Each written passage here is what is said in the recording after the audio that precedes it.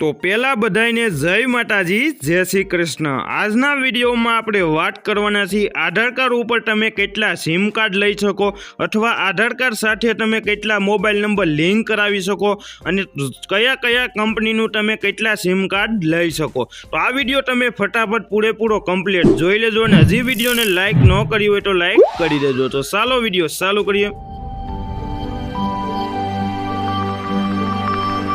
તો ચાલો આપણે વિડીયો ચાલુ કરીએ। તો તે પહેલાં હું તમને એ કહી દઉં, આધાર કાર્ડ સાથે તમે કેટલા મોબાઈલ નંબર લિંક કરાવી શકો। આપણી પાસે બહુ ઝાઝા સિમ કાર્ડ હશે પણ તમે આધાર કાર્ડ સાથે એક જ મોબાઈલ નંબર લિંક કરાવી શકો છો। તો હવે હું તમને એ કહી દઉં, તમે આધાર કાર્ડ ઉપર કેટલા સિમ કાર્ડ લઈ શકો, તમારા નામે તમે કેટલા સિમ કાર્ડ લઈ શકો।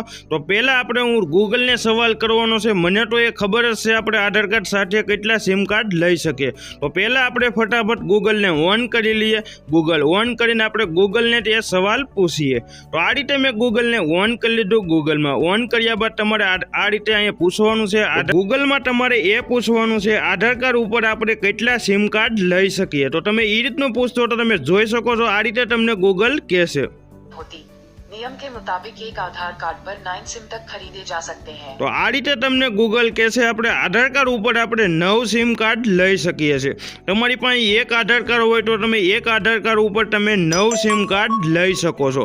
તો હવે હું તમને એ કહી દઉં કયા કયા કંપનીના તમે કેટલા સિમ કાર્ડ લઈ શકો છો।